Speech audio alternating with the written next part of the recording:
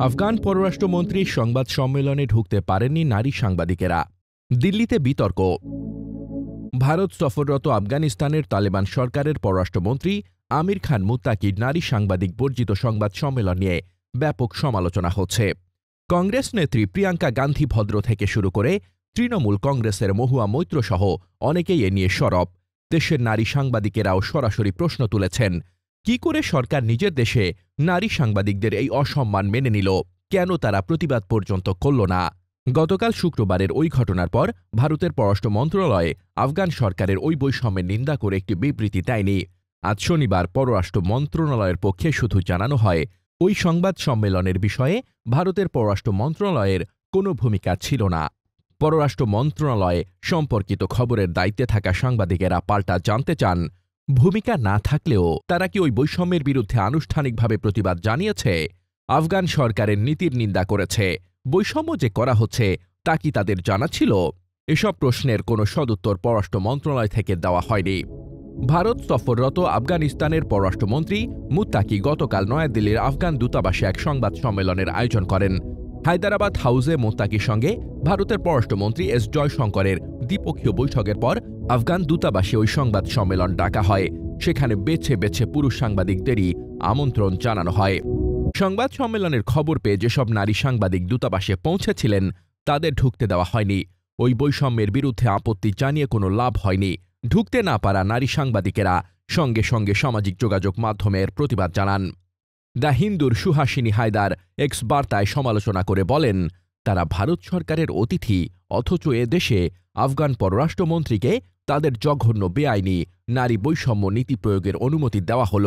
তালেবান তাদের নারী বিদ্বেষ নীতি ভারতেও টেনে আনল। এটা বাস্তববাদিতা নয়, আত্মসমর্পণ। আর এক সাংবাদিক স্মিতা শর্মা বিস্ময় প্রকাশ করে এক্সে লেখেন, মুত্তাকির সংবাদ সম্মেলনে কোনো নারী সাংবাদিককে আমন্ত্রণ জানানো হল না। তালেবান জমানায় আফগান নারীদের দুর্দশার বিরুদ্ধে জয়শঙ্করের ভাষণ বা যৌথ বিবৃতিতে একটি শব্দও নেই। অথচ এদেশে মুত্তাকিকে লাল গালিচা বিছিয়ে স্বাগত জানানো হচ্ছে, যেখানে নারীদের সাফল্যে গর্ববোধ করা হয়। এটাই আজকের রাজনীতি। আফগান সরকারের নীতির সমালোচনার পাশাপাশি সাংবাদিক বিজেতা সিং এক্সে পুরুষ সাংবাদিকদের এক হাত নেন। তিনি লেখেন, পুরুষ সাংবাদিকদের উচিত ছিল প্রতিবাদ জানিয়ে সংবাদ সম্মেলন বর্জন করা। সাংবাদিক গীতা মোহন লেখেন, এটা মেনে নেওয়া যায় না। ভারতের আমন্ত্রণে সফরে আসা আফগান মন্ত্রীর বৈষম্যমূলক নীতির প্রয়োগ বিরোধী রাজনীতিকদেরও প্রতিবাদী করে তোলে। আজ সকালেই সরব হন কংগ্রেস নেত্রী প্রিয়াঙ্কা গান্ধী ভদ্র। প্রধানমন্ত্রী নরেন্দ্র মোদীর উদ্দেশ্যে আজ সকালে প্রিয়াঙ্কা লেখেন, ভারত সফররত আফগান মন্ত্রীর নারী সাংবাদিক বর্জিত সংবাদ সম্মেলন নিয়ে আপনার অবস্থান স্পষ্ট করুন।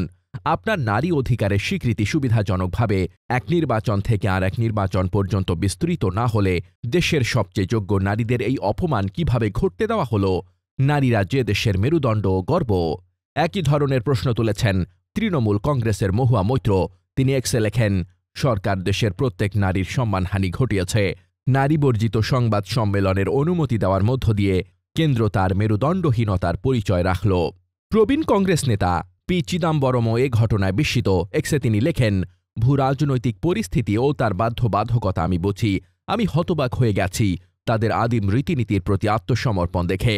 চিদাম্বরম লেখেন, ব্যক্তিগতভাবে মনে করি এর প্রতিবাদে পুরুষ সাংবাদিকদেরও উচিত ছিল ওই সংবাদ সম্মেলন বর্জন করা, কারণ তারা উভয়েই একে অপরের সহকর্মী।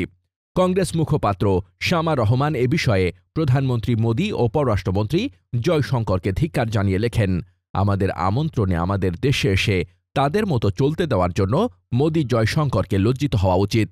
মুত্তাকির এই সফর আনুষ্ঠানিক ও সরকারি হলেও হায়দরাবাদ হাউসের বৈঠকে ভারত ও আফগানিস্তান কোনো দেশের পতাকাই ছিল না। আফগান দূতাবাসে সংবাদ সম্মেলন শুরু করার আগে মুত্তাকি তাদের স্বীকৃত একটি ছোট পতাকা টেবিলের ওপর রেখেছিলেন। তালেবান সরকারকে ভারত এখনও স্বীকৃতি দেয়নি, তবে কাবুলে ভারতীয় দূতাবাস পুরোপুরি চালু করার সিদ্ধান্তের কথা জানানো হয়েছে। ভারতে আফগান দূতাবাসেও এবার থেকে কূটনীতিকদের নিযুক্ত করা হবে বলে মুত্তাকি জানিয়েছেন।